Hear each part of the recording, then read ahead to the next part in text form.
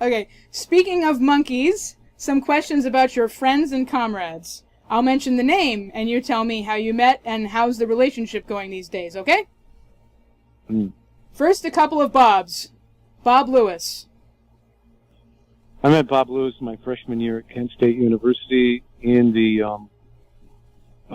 student union, which is where the kids would hang out next to the cafeteria between classes.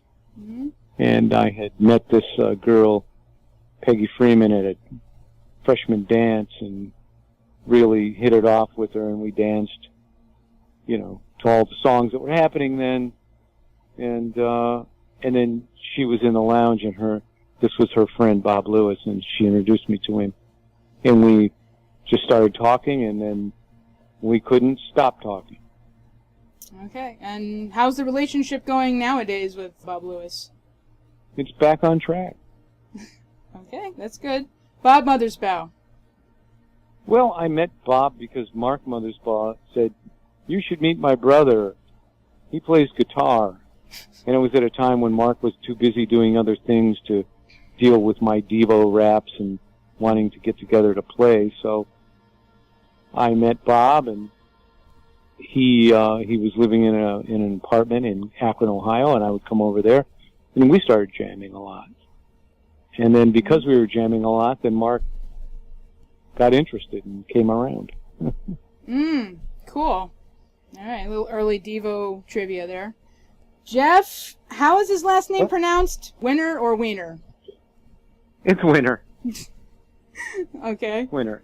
How did you guys meet? Through a mutual friend, and I think it was at some conference years ago. And then we stayed in touch, and then he got involved in my solo work with me. How's the relationship going? Good. Jeff's a good guy. He's a very good guy, very thoughtful.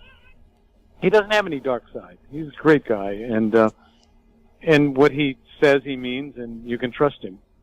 And he's, a smart guy, introspective and well-read, and head of the Raymond Scott Foundation.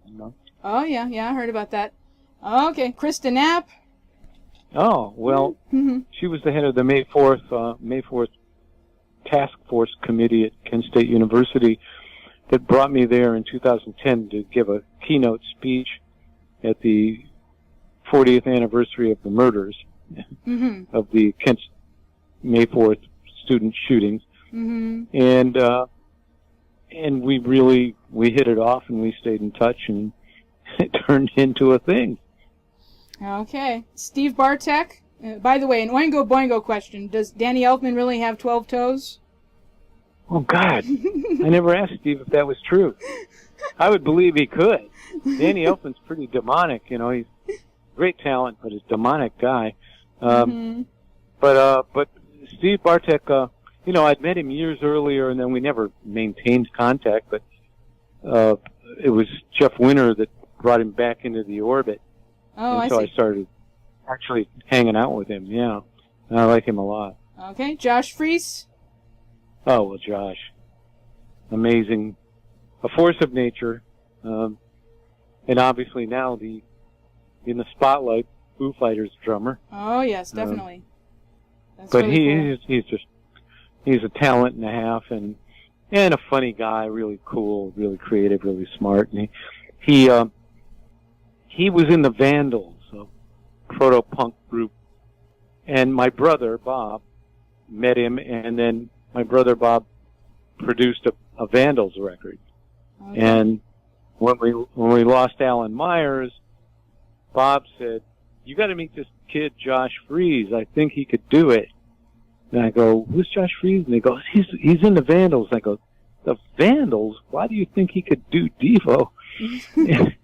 He goes, "Well, just check it out." And so we did, and it was like he knew every Devo song, and he had practiced them since he was 11 years old in his father's garage, and he knew all of them, and he could drum all of them. All right, excellent. Mau Katt, your kitty cat. Oh yeah, that's that's an F1 Savannah cat.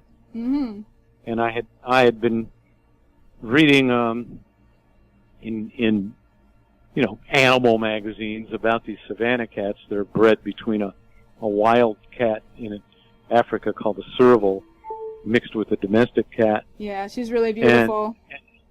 Oh yeah, that was it. I saw the size of them and how magnificent they were. And Yeah. I was never into cats, and I never understood cats. But I thought, you know what?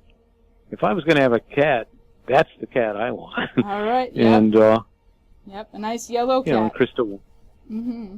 And Krista was a cat. You know, and she's right. a cat in another life, and she knows all about cats, and Okay. she loves cats. This cat, you know, most people are afraid of these Savannah cats, and they should be. But it acts like a tiny little kitten around her. It just does whatever she asks. Right. Okay. One more Bob. Bob Dobbs. Yeah, Bob Dobbs. Yeah.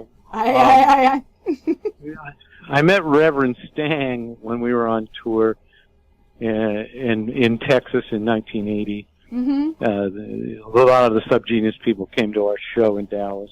Yep. And of course we hit it off with them. You know, it was like they're another version of Devo, you know, philosophically and aesthetically, and we just hit it off and we stayed in touch.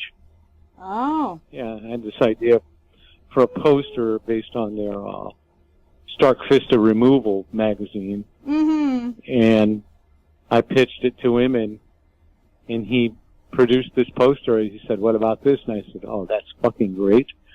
And we used it in the new Traditionalist record. Oh, cool.